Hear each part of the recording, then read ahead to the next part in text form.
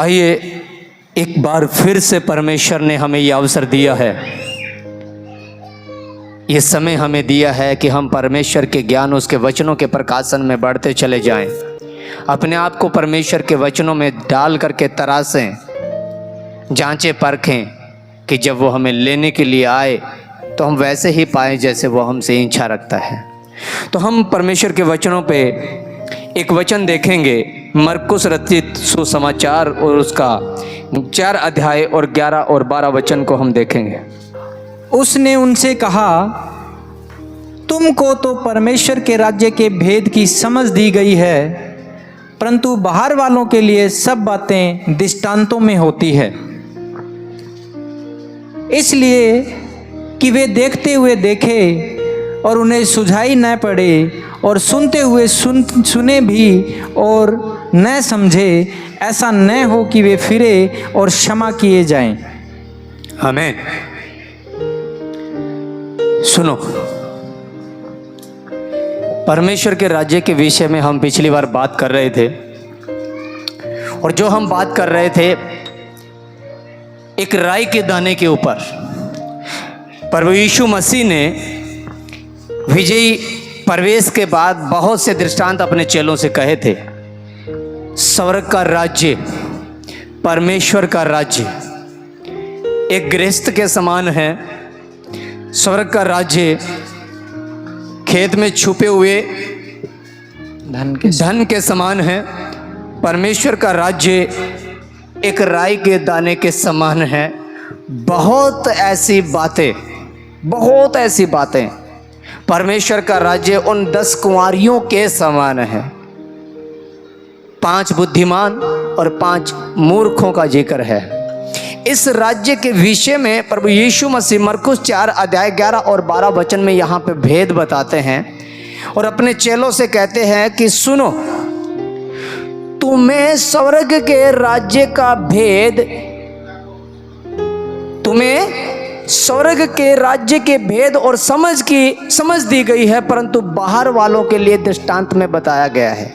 और ये इसलिए हुआ है कि वह सुनते हुए न सुने, सुने पर न समझे, देखते हुए भी न देखे। यशायाह 6 के 12 में शायद ऐसा लिखा हुआ है, और यशायाह 6 के 12 में जो लिखा हुआ है उसको प्रभु यीशु मसीह ने यहाँ अपने चेलों के बीच में कोट किया था।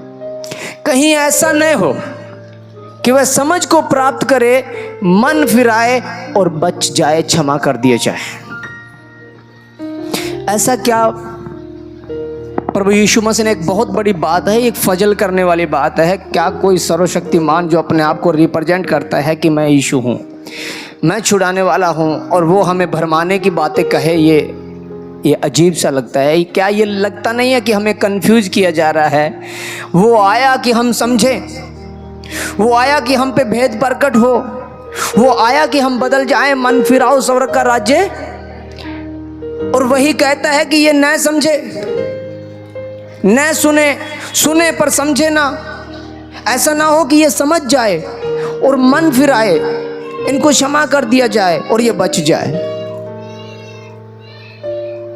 इस भेद को समझने के लिए हमें उस जगह पे जाना पड़ेगा जहां से प्रभु यीशु मसीह ने, जिस समय से ये वचन जब बताए थे, इस समय जब यीशु मसीह ने इन वचनों को कोट किया था, तो वो समय क्या चल रहा था, वहां पे जिक्र क्या चल रहा था,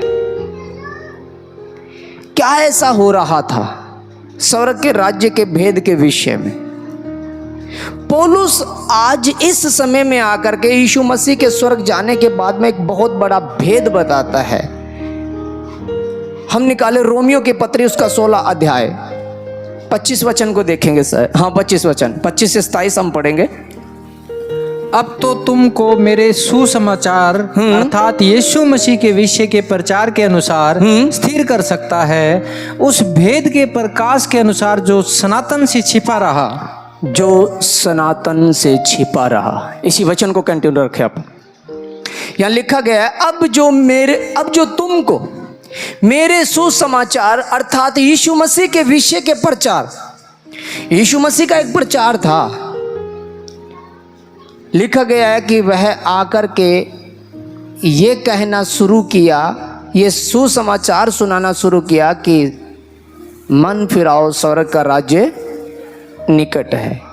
ये जो मसीह में जो स्वर्ग का राज्य है, इस प्रचार के भेद को जो सनातन से छिपा हुआ, शुरू से ही छिपा हुआ है, जो कभी प्रकट नहीं हो रहा था, भूल भुलैया बनी हुई थी, लोग परमेश्वर की उपासना कर रहे थे और एक ऐसे बवंडर में फंसे हुए थे जिनको ये पता ही नहीं था कि हम जो कर रहे हैं वो कर क्या रहे हैं।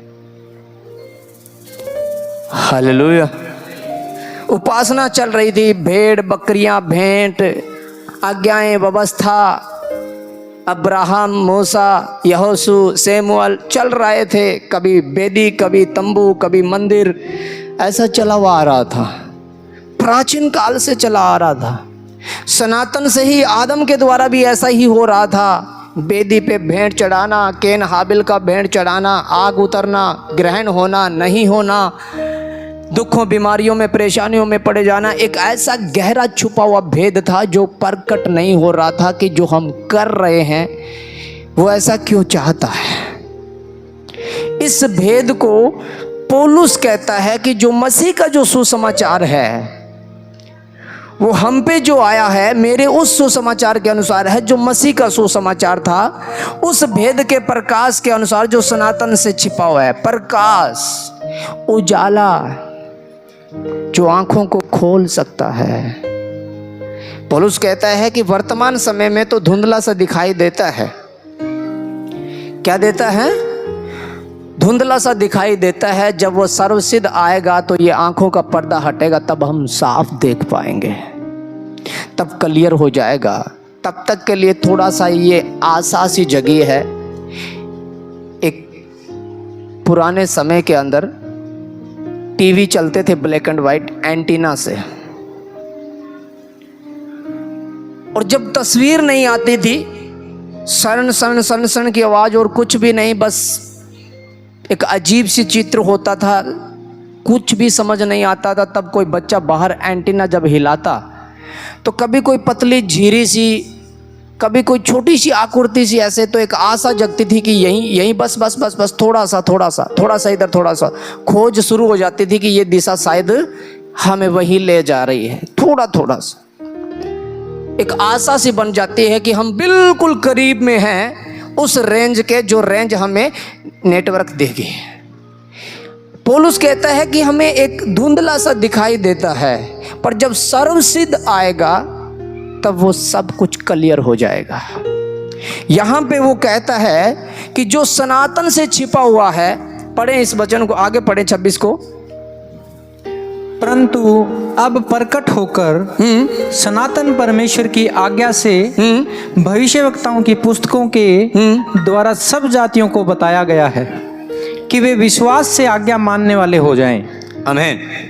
परंतु अब प्रकट होकर सनातन परमेश्वर की आज्ञा से भविष्यवक्ताओं की पुस्तकों में से जो लिखा गया है, ये परमेश्वर की आज्ञा से जो लिखा गया है, भविष्यवक्ताओं ने भेद को, दाऊद जो लिख रहा था, दाऊद को नहीं पता था।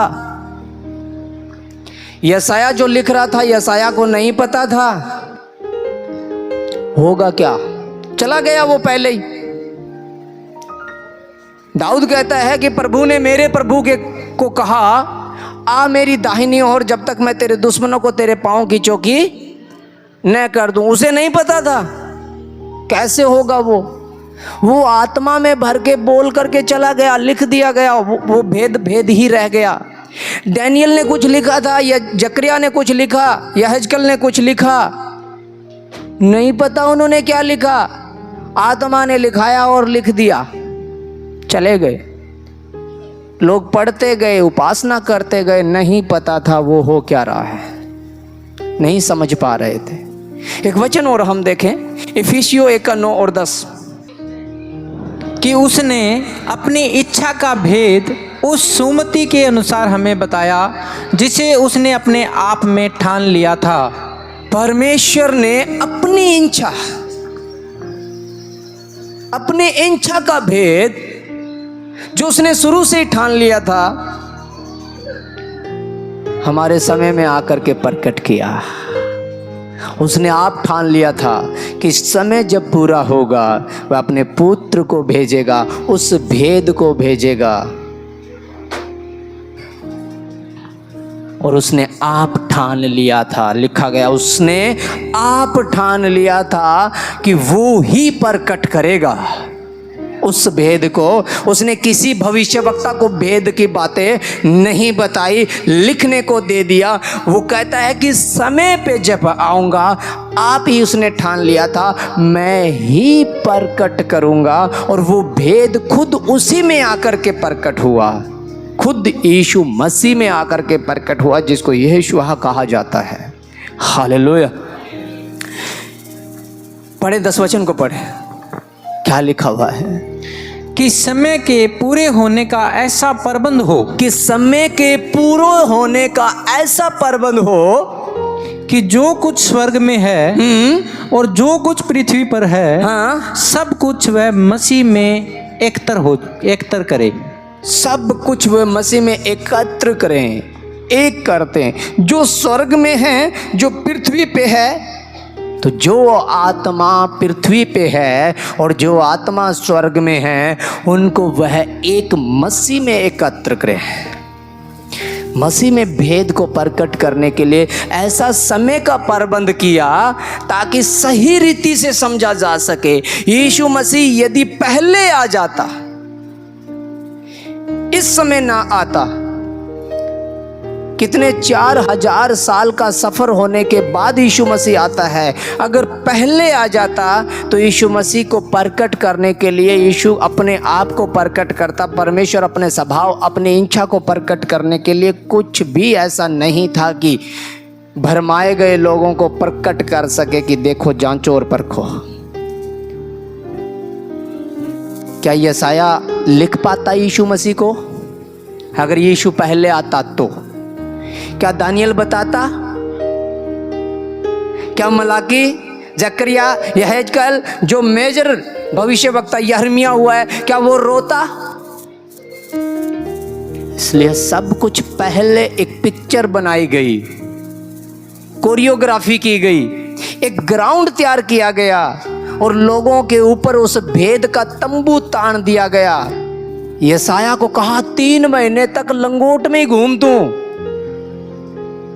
एक प्रतिष्ठित इंसान जिससे खुदा बात करता है। मैं बहुत हैरान हुआ इस वचन को पढ़ के। खुदा ऐसा भी करता है क्या? वो सर्वशक्तिमान इतना भी लज्जित करता, जलील करता है कि अपने कामों के लिए। यीशु मसीह में आकर भेद प्रकट हुआ कि इससे भी ज्यादा करता है। नोचा गया, थूका गया, तो यशाया को साथ कुछ नहीं हुआ था, कुछ भी नहीं हुआ था। हम पढ़ते हैं, थोड़ा आसान लगता है। लिखा गया उसके तन के कपड़े भी बांट लिए गए थे, तो नंगा था क्रूस पे, कपड़ा नहीं था उसके तन पे। ऐसा जिल्लत जीवन था। और यशाया से परमेश्वर कहता है, यशाया अपने तन के वस्त्र उतार, सिर्फ पतला सा एक लंगोट जो अखाड़े में पहलवान बांधते हैं, एक जिल्लत भरा एक कपड़ा जो सिर्फ अखाड़े में हो सकता है, गांव में पहन करके नहीं घूमा जाता। और यशाया से कहा 3 महीने इसी में तू लोगों के घर आया जाया करेगा, गलियों में और नगरों में घूमा करेगा। यशाया को समझ नहीं आ रहा था, तू ऐसा क्यों करता है मेरे साथ? नहीं समझ आ रहा था।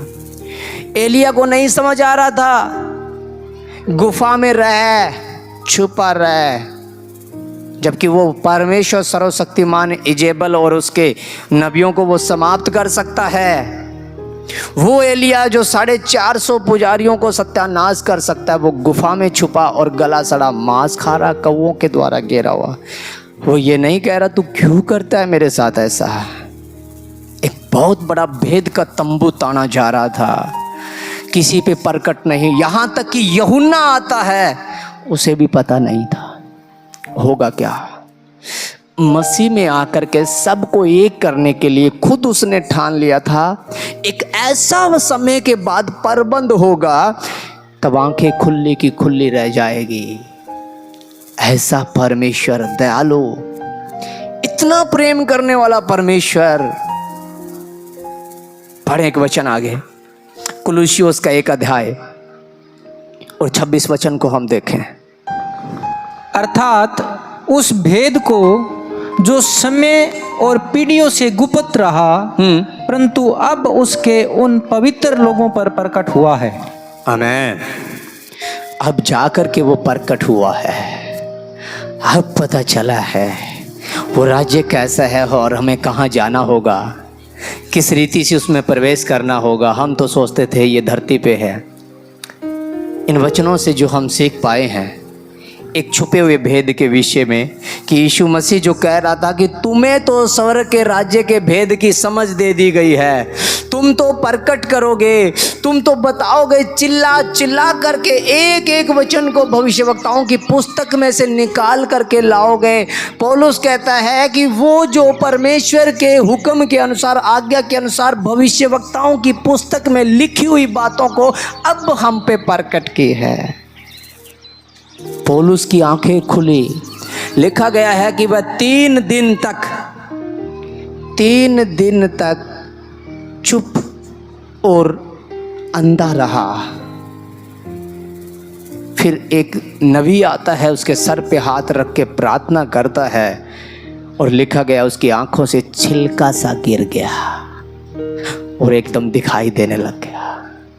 जैसे ही मसीह में हम प्रवेश हुए, पौलुस कहता है कि एक छिलका सा गिर गया और मुझे दिखाई देने लग गया। पहले तो फिर भी मैं जी तो रहा था, पहले भी तो परमेश्वर का ही काम कर रहा था, पहले भी तो मैं भेदों को लेकर के घूमता था। मैं एक चहेता, परमेश्वर की व्यवस्था पे चलने वाला, फरीसियों और शास्त्रियों से ज्ञान पाने वाला, मैं गमलीएल के आगे शिक्षा को प्राप्त करने वाला और खुदा के कामों के लिए मैं निकला था तलवार लेकर के। पर जैसे ही आंखों से छिलका सा गिरा तब वो प्रकट हुआ। हालेलुया। मसीह में आकर के आंखों से छिलका गिरता है तब एक भेद प्रकट होता है। वो भेद था क्या, कैसे लोग भरमाए गए थे। हमें थोड़ा पीछे जाना पड़ेगा, बैकग्राउंड में, शुरुआती दौर में हम थोड़ा